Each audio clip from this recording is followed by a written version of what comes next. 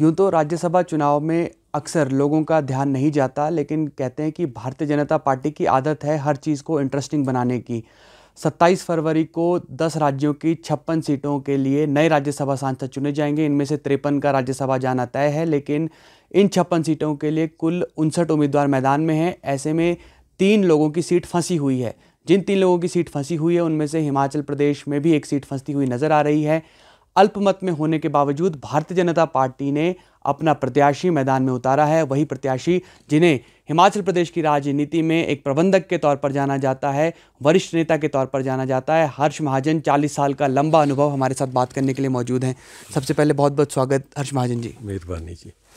हर्ष महाजन जी, अब तो पूरे हिमाचल प्रदेश पर नजरें हैं पूरे देश की, और लोग कह रहे हैं कि भारतीय जनता पार्टी बड़ा खेल करने की तैयारी कर रही है, लेकिन जो नंबर गेम है वो ये बताता है कि ये खेल हो नहीं सकेगा। आपका क्या मानना है इस बारे में? ऐसे है ना, everything is possible in love and war जी, है ना। और ये लड़ाई भी बड़ी दिलचस्प है, और नंबर गेम हमारे साथ है नहीं। वैसे तो मेरे सब विधायक जान पहचान के हैं, चाहे वो बीजेपी के हैं चाहे कांग्रेस के हैं, और मैं अच्छी तरह उनको जानता हूँ। और इसलिए अगर अपनी अंतरात्मा से वोट करेंगे तो हो भी सकता है। बाकी जीत हार तो चली रहती है, पर मैं जीतने के लिए लड़ रहा हूँ। अंतरात्मा की आवाज़ अगर नहीं सुनी कांग्रेस विधायकों ने तो फिर क्या होगा? फिर क्या होगा, देखी जाएगी जो होगा। कोई ऐसी बात नहीं है। मुझे पूरा यकीन है कि बहुत सारे लोग जो हैं विधायक हैं, अब ये देखेंगे अपने मैं तो इसी पे डिपेंड कर रहा हूँ जी, बाकी कोई ऐसी बात नहीं है। कई कांग्रेस विधायक भी लगातार नाराज़ हैं, सदन के बाहर सरकार के खिलाफ आवाज़ उठानी हो। अब हम बजट सत्र के दौरान भी देख रहे हैं कि ऐसा लगता नहीं कि कांग्रेस विधायक बोल रहे हैं, ऐसा लगता है कि कोई विपक्ष का ही विधायक सदन के अंदर बोल रहा होगा। तो फिर ऐसे ही जो नाराज़ लोग हैं, इनके साथ कोई बातचीत अभी तक हो पाई है हर्ष महाजन की? नहीं, मैं तो सबसे मिला हूँ, तो उनमें चाहे नाराज़ हों चाहे खुश हों, सबसे मिला हूँ। पर मेरे को नाराज़ ज़्यादा लगते हैं, क्योंकि लोगों के काम नहीं हो रहे। लोग एक चांस मिला उनको, तो ये राज्यसभा के इलेक्शन का कुछ लोगों को जलील किया गया, कुछ जो लोगों को डिज़र्विंग जो थे वो भी बाहर रखे गए। तो मैं समझता हूँ कि विधायक मेरे लिए खासकर अपनी अंतरात्मा से वोट करेंगे तो मैं जीत जाऊँगा।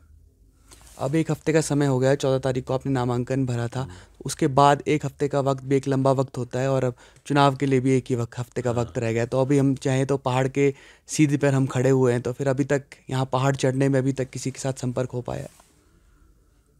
नहीं, सारे संपर्क में हैं, कोई ऐसी बात नहीं है। बीजेपी के हों चाहे कांग्रेस के हों, और ये मिलना मेरा फ़र्ज़ है। और कोई अगर उनमें कोई कमी पेशी है तो उसको उजागर करना भी मेरा फ़र्ज़ है ना। और उनसे मिलना जुलना रेगुलर लगा रहेगा, तो कोई ऐसी बात नहीं है। मैं तो निश्चिंत हूँ। राज्यसभा चुनाव में आपको प्रत्याशी बनाने की कहानी बताइए ज़रा, क्योंकि 13 तारीख तक तो नेता प्रतिपक्ष अपने कैबिन में बैठकर बोल रहे थे कि प्रत्याशी नहीं देने का मन बनाया, नहीं। लेकिन फिर अचानक 14 तारीख को हर्ष महाजन जी सुबह विधानसभा आ गए, और सभी के लिए हैरानी वाली बात थी ये। भारतीय जनता पार्टी कभी कोई भी कंटेस्ट उसको सीरियसली लेती है, जी, और मैं नहीं होता तो कोई और प्रत्याशी होता। मैं तो श्री मोदी जी का, श्री अमित शाह जी का, श्री नड्डा जी का और श्री जयराम जी का और बिंदल जी का बहुत धन्यवाद ही करता हूँ, उनका धन्यवाद करता हूँ कि मेरे को उन्होंने मौका दिया और मेरे को कैंडिडेट चुना। यही बड़ी बात है। तो बाकी तो ट्राई तो सब करते हैं, पर ये ठीक बात है कि भी अब परिस्थितियाँ ऐसी हैं तो वो उसका फ़ायदा उठाएंगे हम। हर्ष महाजन जी का संपर्क सीधा केंद्रीय नेतृत्व के साथ हुआ था, या फिर प्रदेश के लोगों को भी कॉन्फिडेंस में लिया गया था उस वक्त?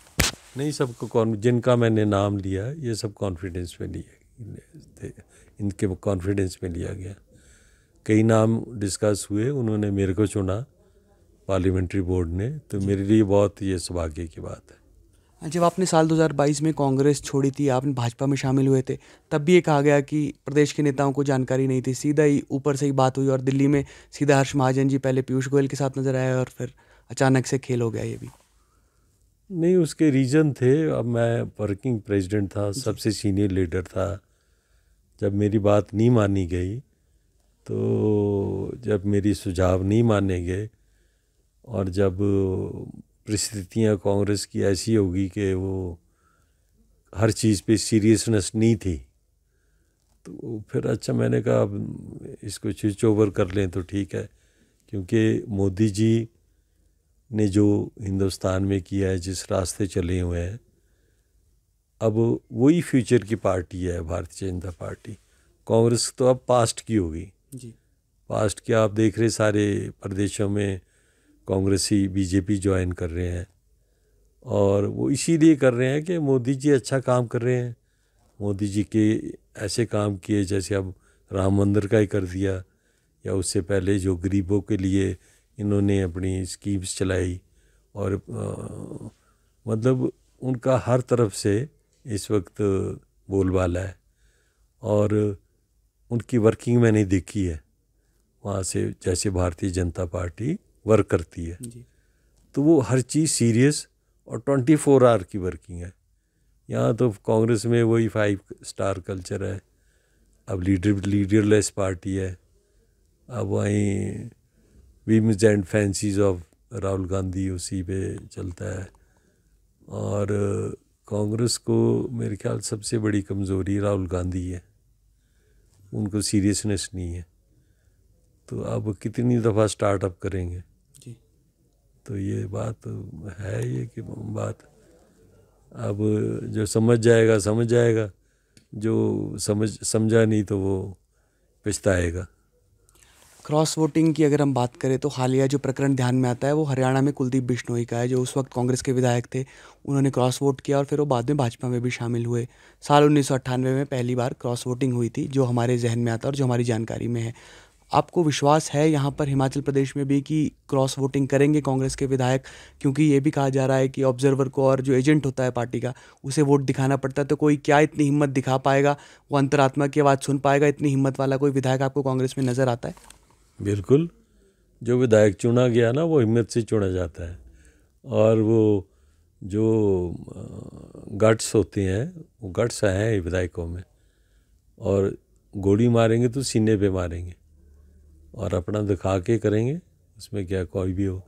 अंतरात्मा तो ऐसी होती है। अगर ऐसी कोई बात है तो वो क्रॉस वोटिंग की बात है या कुछ है, तो कुछ भी हो सकता है। कांगड़ा, हमीरपुर आपके साथ लगते हुए इलाके हैं, तो इनसे शुरुआत की आपने टारगेट करने की? उनसे बात हुई कांगड़ा या हमीरपुर के किसी विधायक से अभी तक? मेरी सब विधायकों से बात हुई। मेरे लिए कोई कांगड़ा हमीरपुर नहीं है।